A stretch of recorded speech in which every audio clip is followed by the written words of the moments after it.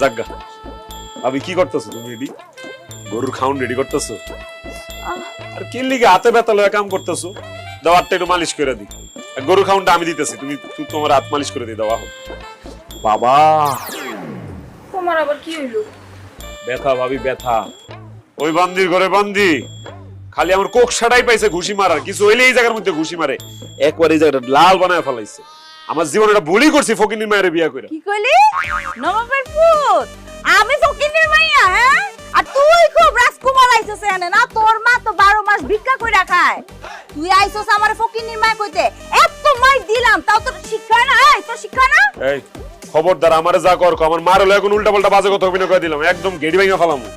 তুই রিমোসকে ভাঙা বলবি এত মাই দিলাম তোর শিক্ষা নাই না তুই এনে কি করতাছস আমি এদিকে ওই মাথা ব্যথা করতেছিল তোর ক্যাটকেট নিতে পর ভাবলাম যে একটু মাথায় পানি ডাললে মাথায় একটু আরাম লাগে নাকি ভাবি তুই মাথা ব্যথার জন্য এই গোয়াল ঘরে আইছস পানি ডালতে না তুই কি দাঁড়ি কই পারে তুই এনে কি করতেছস তুই এনে কি করতেছস কই পারে না কি কই পারে না কি এনে কি আছস ফাউল কোন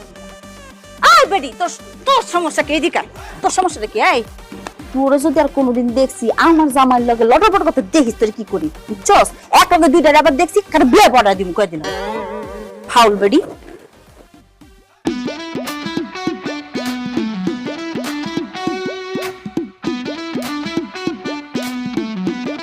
আরে আচ্ছা একটু বেশি বেশি করে ফেলেছি না আমার সোনামণিটা আর ওই পাখিটা রাগে গস গস করতেছে কি হইছে এমন করো তুই আমারে ছবি না তুই আমারে ধরতেছিস কোন সাহসে হ্যাঁ পিড়ি তুতলায় পড়তেছে এখন দরদ উতলায় পড়তেছে আমার লাইগা